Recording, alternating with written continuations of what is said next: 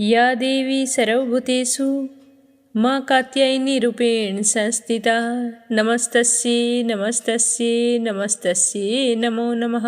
माता रानी के भक्तों को नवरात्रा व्रत की हार्दिक शुभकामनाएं। अब की बार नवरात्रा 8 दिवस का है, जिसमें हर दिन माता रानी के भिन्न भिन्न रूपों की पूजा की जाती है, जिसे हम नव दुर्गा के नाम से जानते हैं। नवरात्रि के छठे दिन मां कात्यायनी की पूजा की जाती है। तो आज अपने सुनते हैं दुर्गा सप्तशती का आगे का अध्याय। उससे पहले कात्यायनी माता स्तोत्र का पाठ करेंगे। जो भी व्यक्ति सच्चे मन से प्रतिदिन कात्यायनी माता स्तोत्र का पाठ करता है और उनका ध्यान करता है, तो उसकी आज्ञा चक्कर मजबूत बनती है। आज्ञा चक्कर के मजबूत बनने से व्यक्ति के अंदर ध्यान केंद्रित करने की क्षमता विकसित होती है, जिस कारण वह चीज़ों को बेहतर तरीके से करने में सक्षम हो जाता है, जिससे वह अपने कार्य को तेजी व कुशलता के साथ पूरा करने में सक्षम बनता है। इसके साथ साथ जिन कन्याओं का विवाह नहीं हो रहा है और उन्हें अपने लिए सुयोग्य वर की खोज है, तो उन्हें नित्य रूप से सुबह के समय मां कात्यायनी स्तोत्र का पाठ करना चाहिए। कात्यायनी माता के प्रसन्न हो जाने से विवाह में आ रही बाधाएं अपने आप दूर हो जाती है और एक अच्छे वर की प्राप्ति होती है। तो ये है कात्यायनी माता स्तोत्र सुनने के लाभ। माँ दुर्गा के जिस स्वरूप ने महिषासुर राक्षस का वध करके धर्म की रक्षा की थी, वे ही कात्यायनी थी। एक तरह से कहा जाए तो कात्यायनी माता का प्रादुर्भाव महिषासुर का वध करने के लिए हुआ था। ऐसे में माँ का यह रूप भक्तों को अभय प्रदान करने वाला तथा असुरों का नाश करने वाला होता है। कात्यायनी माता स्तोत्र में यही सब कुछ बताया गया है।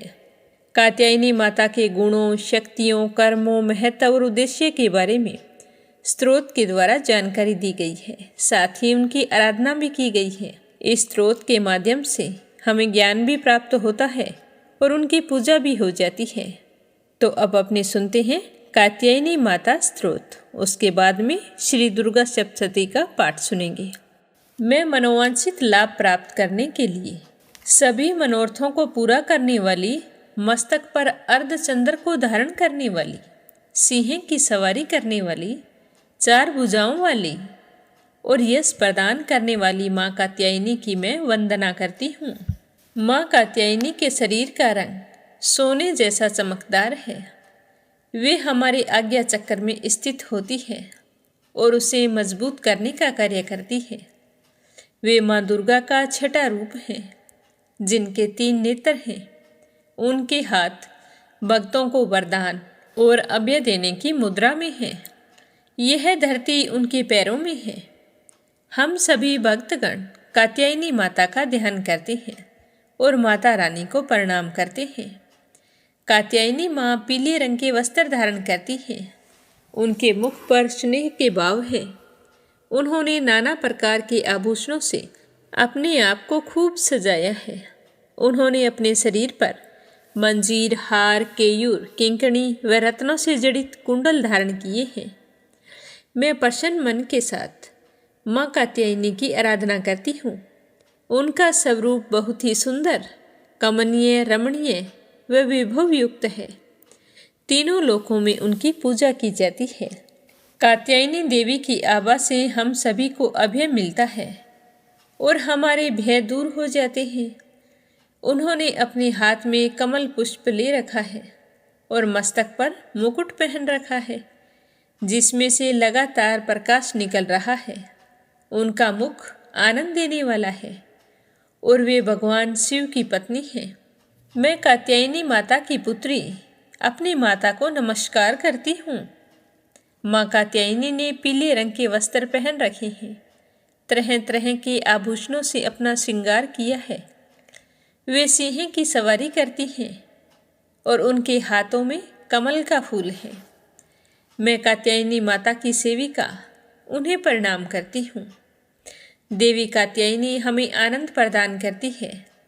वे ही परम सत्य व परम ब्रह्मा का रूप है। कात्यायनी देवी ही सर्वशक्तिशाली वह परम भक्ति का रूप है। मैं कात्यायनी माँ की भक्त हूँ और उन्हें बार बार नमन करती हूँ। माँ कात्यायनी इस पूरे संसार को चलाती है, हमें जीवन देती है, हमारा जीवन लेती भी है और इस संसार में प्रेम का संचार करती है। वे इस संसार के प्राणियों की हर चिंता को हर लेती है। वे ही हमारा भूतकाल है। मैं कात्यायनी का सेवक उन्हें बारंबार प्रणाम करता हूँ। कात्यायनी माता इस सृष्टि का बीज मंत्र है और वे ही इस सृष्टि की आधार देवी है। जो भी कात्यायनी माता के बीज मंत्र का जाप करता है उसे परम आनंद की प्राप्ति होती है।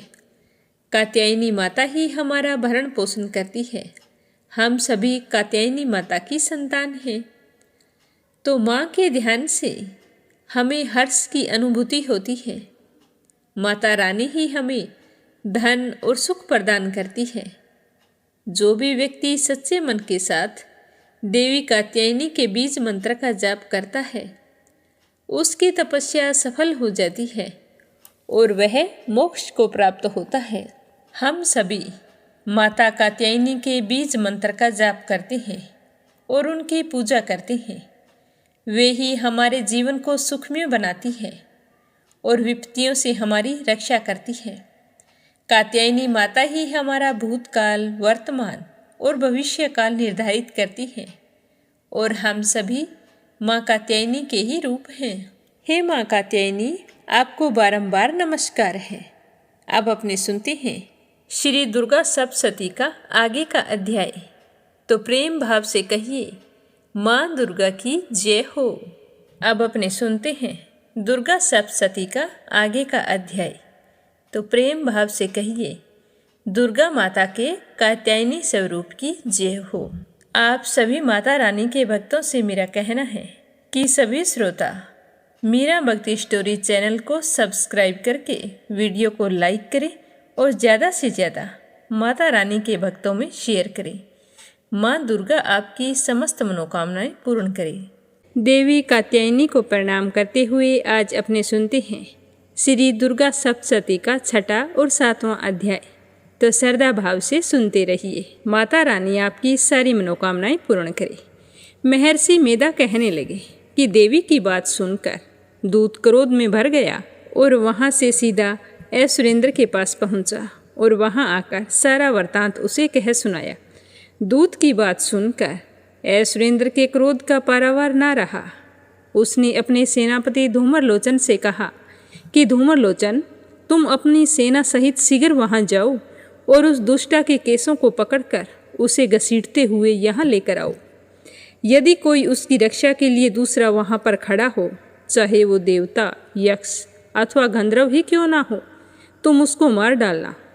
तो महर्षि मेधा बताने लगे कि शुंभ के इस प्रकार आज्ञा देने पर धूम्रलोचन 60,000 राक्षसों की सेना को साथ लेकर वहां जा पहुंचा और देवी को देखकर ललकार कर कहने लगा कि अरे, तू अभी शुंभ और निशुंभ के पास चल।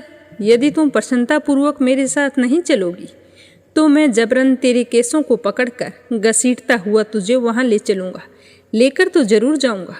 तो देवी कहने लगी कि शुंभ का भेजा हुआ तेरे जैसा बलवान मुझे बलपूर्वक ले जाएगा तो ऐसी दशा में मैं तुम्हारा कर ही क्या सकती हूँ, लेकिन मैं मर्जी से तुम्हारे साथ नहीं जाऊँगी। तो ऐसा कहने पर धूम्रलोचन उसकी ओर लपका, किंतु देवी ने अपनी हुंकार से उसे वशम कर डाला। यह देखकर असुर सेना क्रोधित होकर देवी की ओर बढ़ी, परंतु अंबिका ने उन सभी पर तीखे बाणों, शक्तियों तथा फरसों की वर्षा आरंभ कर दी। इतने में देवी का वाहन भी अपनी ग्रीवा के बालों को झटकता हुआ वहाँ बड़ा भारी शब्द करता हुआ असुर सेना में कूद पड़ा। उसने कई अपने पंजों से और कई अपने जबड़ों से और कईयों को धरती पर पटक कर अपनी दाढ़ों से घायल करके मार डाला। उसने कई असुरों को अपने नख से पेट फाड़ डाले, कई असुरों के केवल थप्पड़ मारकर ही सिर धड़ से अलग कर दिए, कई असुरों की भुजाएं और सिर तोड़ डाले। गर्दन के बालों को हिलाते हुए उसने कई असुरों को पकड़कर उनके पेट फाड़कर उनका रक्त पी लिया। इस प्रकार देवी के उस महाबलवान सिंह ने क्षण भर में असुर सेना को समाप्त कर दिया। शुंभ ने जब यह समाचार सुना कि देवी ने धूमर लोचन असुर को मार डाला है और उसके सिंह ने सारी सेना का संहार कर दिया है, तो यह सुनकर उसे बहुत ही गुस्सा आया। क्रोध के मारे उसके होठ फड़कने लगे। उसने चंड तथा मुंड नामक महाअसुरों को आज्ञा दी कि हे चंड, हे मुंड, तुम अपने साथ एक बड़ी सेना लेकर वहां जाओ और उस देवी के बाल पकड़कर उसे बांध कर तुरंत यहाँ लेकर आओ।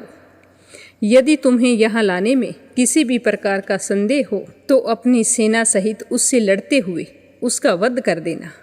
जब वह दुष्टा और उसका सिंह दोनों मारे जाएं, तब भी उन्हें मरे हुओं को यहाँ लेकर आना। तो दैत्यराज की आज्ञा पाकर चंड और मुंड चतुरंगी सेना को साथ लेकर हथियार उठाए हुए देवी से लड़ने के लिए चल दिए।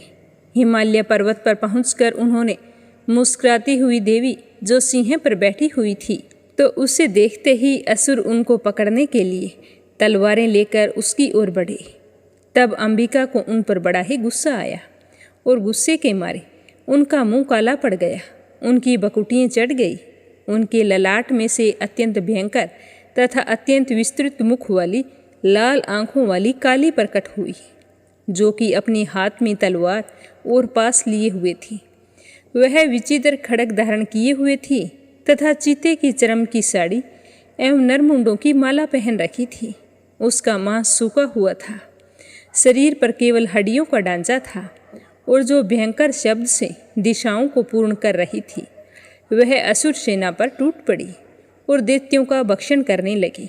वह पार्श्व रक्षकों, अंकुशधारी महावतों, हाथियों पर सवार योद्धाओं और घंटा सहित हाथियों को एक हाथ से पकड़ पकड़ कर अपने मुंह में डाल रही थी और इस प्रकार वह घोड़ों, रथों, सारथियों व रथों में बैठे हुए सैनिकों को भी मुंह में डालकर भयानक रूप से चबा रही थी। किसी के केस पकड़कर, किसी को पैरों से दबाकर और किसी दैत्य को छाती से मसल कर मार रही थी। वह दैत्य के छोड़े हुए बड़े बड़े अस्त्र शस्त्र को भी मुंह में पकड़कर और क्रोध में भरकर उनको दांतों में पीस रही थी। उसने कई बड़े बड़े असुर भक्षण कर डाले, कितनों को ही रौंद डाला और कितने ही उसकी मार के मारे भाग गए। कितनों को ही उसने तलवार से मार डाला, कितनों को ही अपने दांतों से समाप्त कर दिया। और इस प्रकार से देवी ने क्षण भर में संपूर्ण दैत्य सेना को नष्ट कर दिया। यह देखकर चंड काली देवी की ओर पलका और मुंड ने भी देवी पर अपने भयानक बाणों की वर्षा आरंभ कर दी और अपने 1000 चक्कर उस पर छोड़ दिए। उस समय वह चमकते हुए बाण व चक्कर देवी के मुंह में प्रवेश करते हुए इस प्रकार दिखाई दे रहे थे, जैसे मानो बहुत से सूर्य मेघों की घटा में प्रविष्ट कर रहे हों। इसके पश्चात भयंकर शब्द के साथ काली ने अत्यंत जोश में भरकर विकट अट्टहास किया और उसका भयंकर मुंह देखा ही नहीं जा रहा था। उसके मुख से सफ़ेद दांतों की पंक्ति चमक रही थी। फिर उसने तलवार हाथ में लेकर हूँ शब्द कहकर चंड के ऊपर आक्रमण किया और उसके केस पकड़कर उसका सर काट कर अलग कर दिया। चंड को मरा हुआ देखकर मुंड देवी की ओर लपका, परंतु देवी ने क्रोध में भरे हुए उसे भी अपनी तलवार से यमलोक पहुंचा दिया। चंड और मुंड को मरा हुआ देखकर उसकी बाकी बची हुई सेना वहां से भाग गई। इसके पश्चात काली चंड और मुंड के कटे हुए सिरों को लेकर चंडिका के पास गई और प्रचंड अट्टहास के साथ कहने लगी कि हे देवी, चंड और मुंड 2 महादैत्यों को मारकर मैंने तुम्हें भेंट कर दिया है। अब शुंभ और निशुंभ का वध तुमको करना है। तो चंड और मुंड के सिरों को देखकर कल्याणकाई चंडी ने काली से मधुर वाणी में कहा कि हे देवी, तुम चंड और मुंड को मेरे पास लेकर आई हो, अतः संसार में चामुंडा के नाम से तुम्हारी ख्याति होगी। तो आज हमने दुर्गा सप्तशती का 6ठा और 7वां अध्याय सुना है। 6ठे अध्याय को भय व संदेह का निवारण करने के लिए सुना जाता है और 7वां अध्याय हर मनोकामना पूर्ण करने वाला होता है। कल अपने सुनेंगे 8वां और 9वां अध्याय।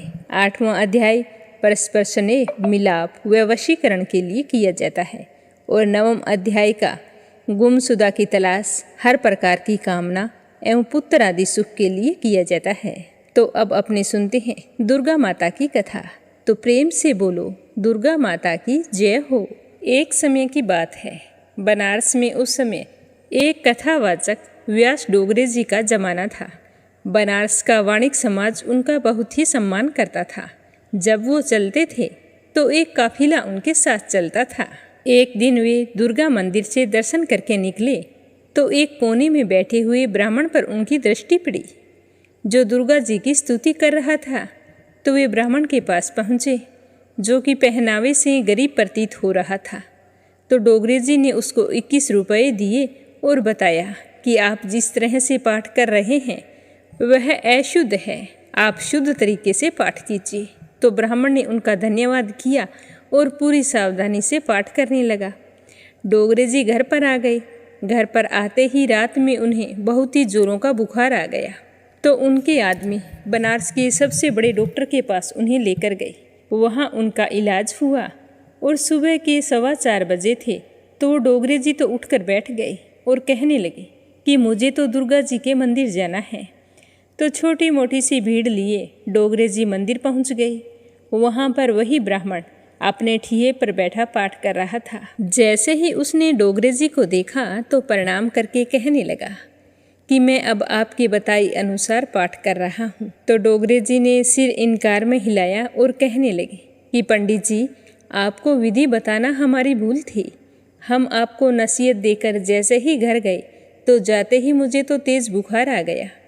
फिर रात्रि में भगवती दुर्गा ने मुझे सपने में दर्शन दिए थे और वो बहुत ही क्रोधित थी। कह रही थी कि तुम अपने काम से काम रख। मंदिर पर वो हमारा भक्त है जो ना जाने कितने वर्षों से कितने ही प्रेम से पाठ कर रहा है और तुम उसके दिमाग में शुद्ध और अशुद्ध की बातें डाल रहा है। अब वो तो पाठ तो कर रहा है लेकिन उसके दिमाग में यही चल रहा है कि मैं सही कर रहा हूँ या गलत कर रहा हूँ। अब उसके मन से वो भाव लुप्त हो गए हैं। अब वो रुक रुक कर सावधानीपूर्वक पढ़ रहा है। अब तू सुबह जा और उससे कह दे कि जैसे वो पढ़ रहा था वैसे ही पढ़े। मुझे उसकी श्रद्धा भक्ति अच्छी लगती है, ना कि पाठ करना। इस तरह बताते बताते डोगरे जी की आंखों से आंसू बह निकले। रूंधे हुए गले से बोले कि महाराज, उम्र बीत गई पाठ करते करते, माँ की झलक ना दिखी। कोई पुराना पुण्य जागा था कि आपके दर्शन हुए, जिसके लिए जगत जननी को आना पड़ा। इसीलिए जब भी हम दुर्गा माँ की कथाएं सुनते हैं तो हमारे मन में पूर्ण श्रद्धा और प्रेम भाव होना चाहिए। हमारी श्रद्धा भक्ति और प्रेम भाव देखकर ही माँ दुर्गा खुश होती है और हमें आशीर्वाद देती है। अब अपने सुनेंगे नवरात्रा व्रत कथा। श्रद्धा भाव से सुनते रहिए, क्योंकि बिना श्रद्धा और कथा को बीच में छोड़ना या बीच में बातचीत करना या बार बार खड़े होना, ये सब माता रानी को पसंद नहीं है। हमारे ऐसा करने से वो हमसे रुष्ट हो जाती है, जिससे हमारी मनोकामना पूर्ण होने की बजाय हमें नाना प्रकार की मुश्किलों का सामना करना पड़ता है। बोलो दुर्गा माता की जय हो। कात्यायनी माता का स्तोत्र और दुर्गा सप्तशती का पाठ आपको सुनकर कैसा लगा, कमेंट करके ज़रूर बताना।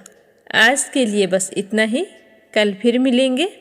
तब तक के लिए आप सभी की मंगल कामना के साथ ओम नमः शिवाय। हर हर महादेव। जय हो दुर्गा माता की।